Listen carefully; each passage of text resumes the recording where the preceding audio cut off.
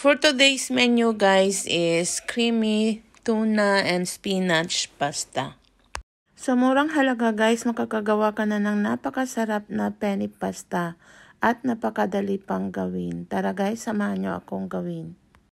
So first we have to cook our penny pasta according to the packet instruction. Then in a boiling water put some oil, salt, then put a pasta. Reduce the heat and cook 8 to 9 minutes, stirring occasionally.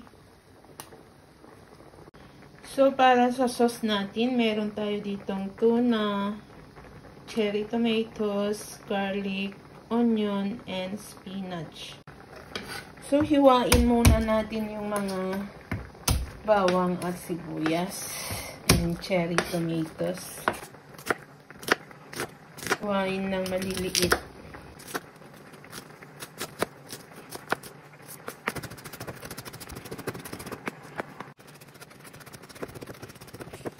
Hiwain lang natin guys ng maliliit.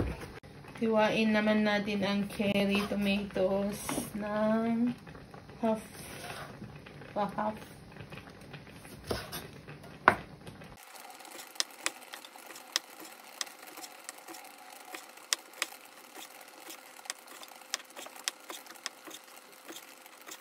So, in a saucepan guys, mag-melt tayo ng butter.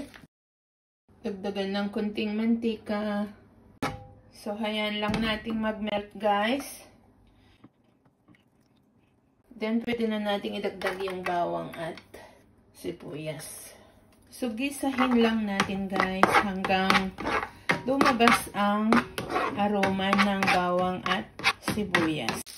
Pag lumabas na ang aroma ng bawang at sibuyas, lagay na natin yung mga cherry tomatoes natin.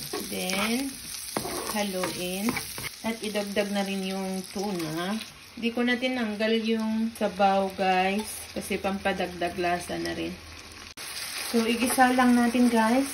Then, magdagdag tayo ng asin, chicken powder, paminta.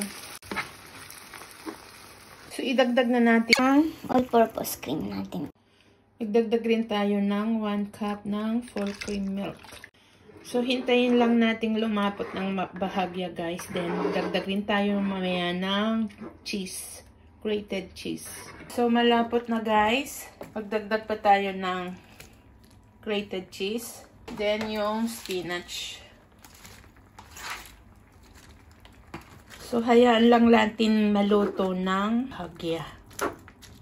Another 1 to 2 minutes.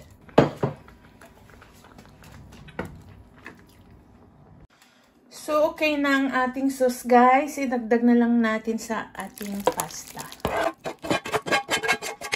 Ihalo natin hanggang ito ay tuluyang maghalo.